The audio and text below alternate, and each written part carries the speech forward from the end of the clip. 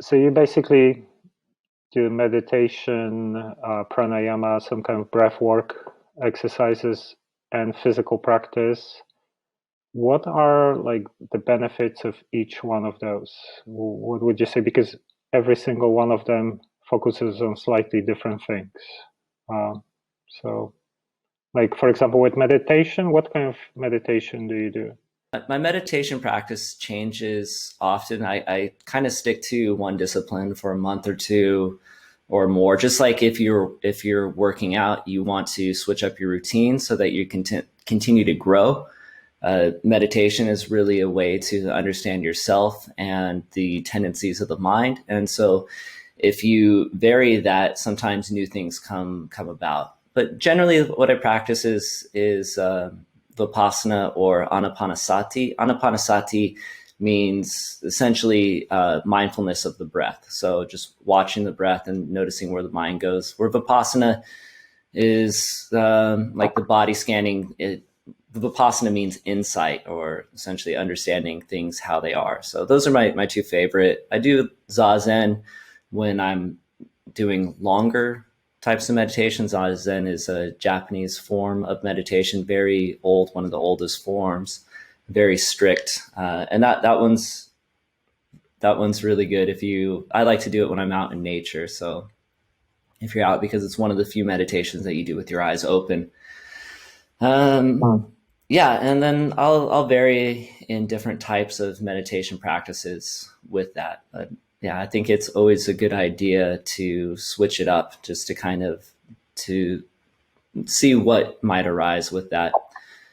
And ultimately, with the practices, if I'm practicing asana, there is a state of meditation, because the mind is always going somewhere. It's always doing something. So I observe the tendencies. I observe what I'm feeling, what's coming up in my practice, in my struggles. If I'm not doing well, what are my tendencies with that, and how does the mind want to react? And try to come at it as a bit of an observer. And then the pranayama is it's kind of the backbone of everything, the breathing practices. So breath is hugely important in meditation.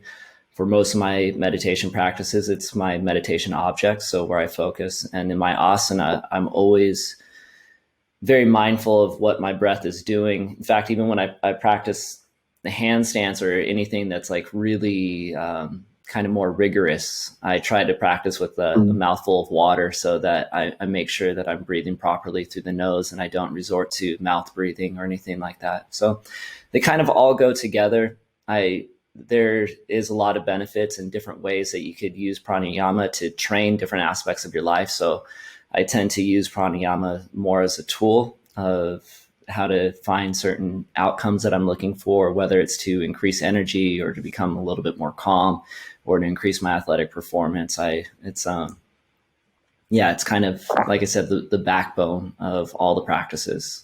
And that goes for when I'm rock climbing or surfing. I just came back from Portugal, and one of the things I was really aware of as I was doing a lot of paddling or surfing is how my breath was. And if I had a tendency to breathe with my mouth open, or if I was really fast or rapid, and how my breathing affected my surfing. And it was an interesting observation for sure.